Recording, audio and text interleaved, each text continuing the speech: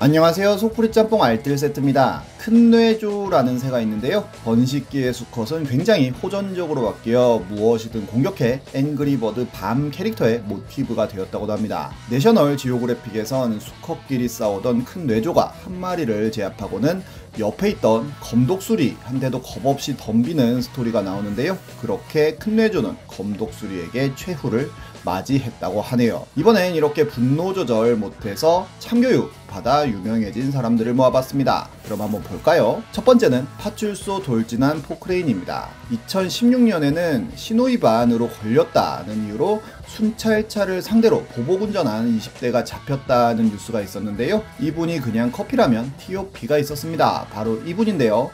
2012년 그는 주차 단속에 걸렸다면서 진주시청 주차 단속팀에 찾아가 왜 내 차만 주차 단속을 하냐며 주차 단속원에 머리를 때리고 청원경찰의 팔을 물어뜯는 행패를 부리다가 경찰에 체포돼 조사를 받고 풀려났다고 합니다. 그런데 그날 저녁에 갑자기 포크레인을 끌고 조사받던 지구대에 돌진했다고 하는데요. 순찰차를 던져 지구대 현관문을 틀어막아 경찰관들이 나오지 못하게 한 후 가로수, 가로등, 버스 정류장, 도로 표지판 등 보이는 대로 마구 부쉈고 결국 옆 지구대의 경찰관들이 달려왔지만 집게를 휘두르고 경찰 접근을 막았다고 합니다. 결국 경찰이 쏜 실탄을 다리에 맞고 행패를 멈췄다고 하네요. 잡고 보니 0.099%의 만취 상태였다고 합니다. 그렇게 그는 특수공무집행 방해 혐의로 3년형을 선고받았다고 합니다. 다음은 포르테쿱 난폭운전 사건입니다. 2010년엔 포르테쿱 사이코패스라는 영상이 보배 드립에 올라옵니다. 차선 변경 불가 구간에서 갑자기 포르테쿱 운전자가 들어오길래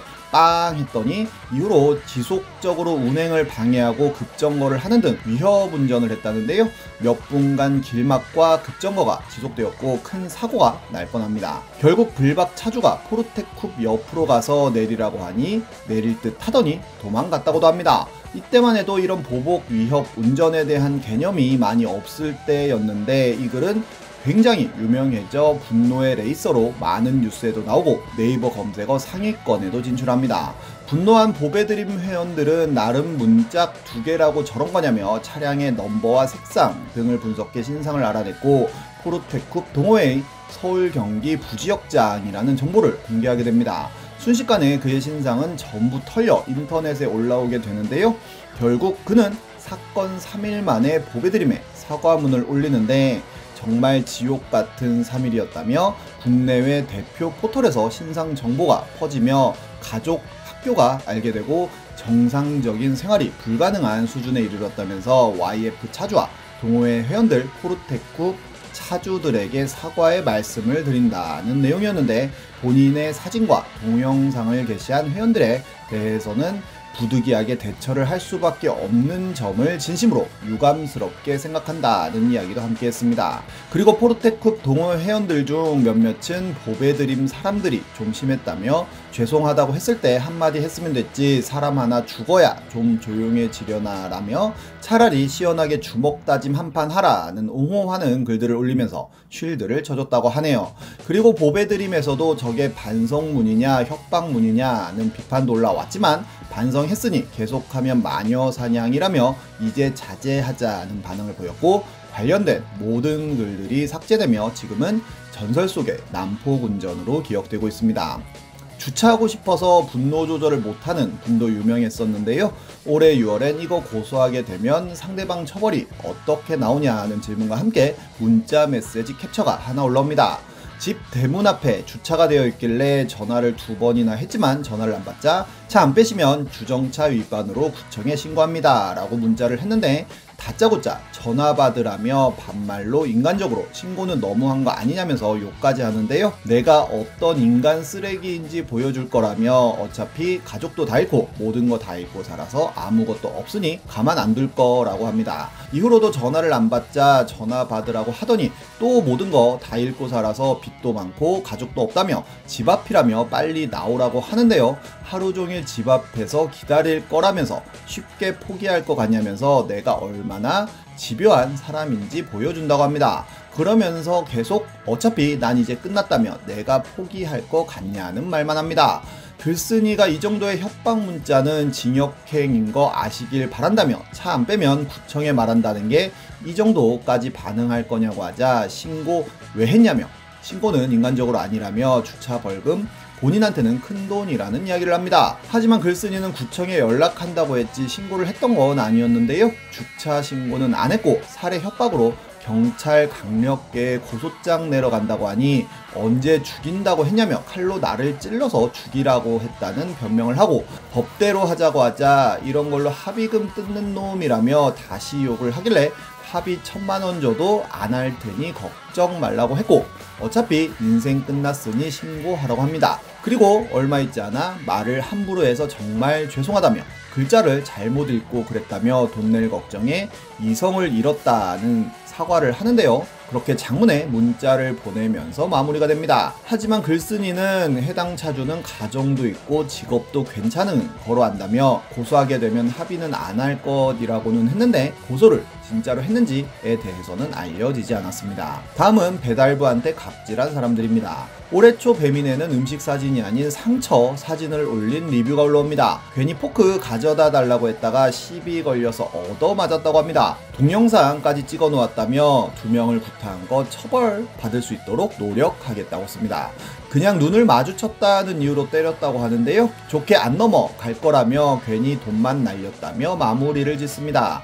그러자 사장님은 기다렸다는 듯이 답글을 남기는데요. 누가 보면 정신나간 사장인 줄 알겠다며 음식에 전혀 문제없고 포크 안 챙겨줬다길래 죄송하다 다시 가져다 드린다고 했고 서비스까지 챙겨 직접 가려고 가게 문까지 닫고 갔는데 전화가 다시 와서 음식을 새로 해오라 반말하고 환불도 싫다고 했다고 하네요. 반말하지 말라니까 쌍욕을 하고 막상 찾아갔더니 담배 연기를 얼굴에 뱉었다는데요. 쌍방이지만 맞아보니까 정신이 번쩍 드냐며 앞으로는 어느 업장이든 공짜로 음식 먹으려는 못된 심보는 버리고 정상인으로 살길 바란다며 입술 터진 거 축하한다고 합니다. 2번 굽신했더니 지들 아랫사람으로 보더라며 다른 사장님들도 이런 어린애들 갑질에 당당하게 대처하라고도 하는데요. 두 사람이 약 올리던 얼굴이 떠올라 아주 통쾌하다고도 하는데 이후로의 소식은 전해지지 않고 있네요. 아주 최근에도 광운대에서 신박한 분노 조절 장애가 있었는데요. 10월 25일 에타에는 참빛관에 경찰 왔다는 글이 올라옵니다. 시험 중에 조교가 시험지 보지 말고 덮으세요 라고 했다고 급발진을 해서 조교한테 의자를 던지고 조교를 밀쳐서 안경까지 날렸다고 합니다. 경찰이 연행하려고 해도 시험 중이라며 연행도 거부했다는 믿지 못할 사건이었습니다. 이 글이 유명해지자 바로 사과문이 올라오는데요. 강의실에 조금 늦게 들어가서 답안지에 인적 사항을 작성하고 있는데 시험지를 덮으라는 조교의 말에 예민하게 반응했다고 합니다. 그 당시 도서관에서 밤을 샌 상태라 제정신이 아니었고 힘들게 준비한 시험을 못 치게 되어 감정 조절을 못했다고 합니다. 처벌은 겸허히 받겠다며 해당 조교에게도 연락을 해 사과했다고 하는데요. 그리고 경찰 출동 사건 바로 뒤에서 다 본 사람이라며 글이 올라왔는데 조교가 시험지를 받고 펼치지 말아달라고 미리 이야기했지만 시험지를 보면서 안 잡고 조교가 뒤집어 달라고 정중히 이야기해도 무시하고 계속 써서 조교가 다시 덮어주세요 라고 했는데 시험지를 덮으며 혼잣말로 욕을 했다고 합니다. 조교가 뭐라고 하셨어요? 라고 하자 또 궁시렁댔고 화가 난 조교가 나가세요 라고 했다는데요. 몸싸움을 하려고 일어서려고 하길래 다른 조교가 말려 괜찮아지는 듯 했지만 바로 조교한테 의자를 집어던진 후 달려들어 얼굴을 가격했고 경찰에 신고하여 경찰이 출동했다는 내용이었습니다. 그러면서 예민해서 그랬다고냐며 사람한테 폭력을 가하고서도 아무렇지도 않은 듯이 들어와 앉아서 혼자서 문제 푸는 거 보니까 무슨 사이코패스인가 라는 생각이 들었다고 하네요. 분노 조절 장애를 잘 조절시키는 방법들도 있다고 하는데요. MBC 다큐에서 그 모습을 보여줬는데 어떤 분이 차 문을 열고 막 뛰어오길래 이분도 화가 나서 문을 열고 뛰쳐나갔더니 상대 차주는 갑자기 반대로 뛰어 도망갔다고 합니다. 이분은 육진수라는 이종 격투기 선수로 당시에 쫄쫄이 옷을 입고 있었다고도 하는데요. 결국 쫓아가서 잡아서는 제가 약한 사람이었으면 때리시려고 했습니까? 라고 물어보니 아무 이야기를 안 했다고 하네요. 김남훈이라는 격투기 선수 역시 버스 안에서 중년 취객이 난동을 부리면서 기사에게 쌍욕을 하길래 떨리는 마음을 억누르고 내려 라고 조심히 이야기하자 취객이 조용히 내렸다고도 합니다. 배우 마동석은 70편을 하면서 단 한 번도 예의 없는 배우를 경험한 적 없었다는 인터뷰를 하기도 했었는데요. 이게 답인지도 모르겠습니다. 지금까지 속풀이 짬뽕 알뜰 세트였습니다.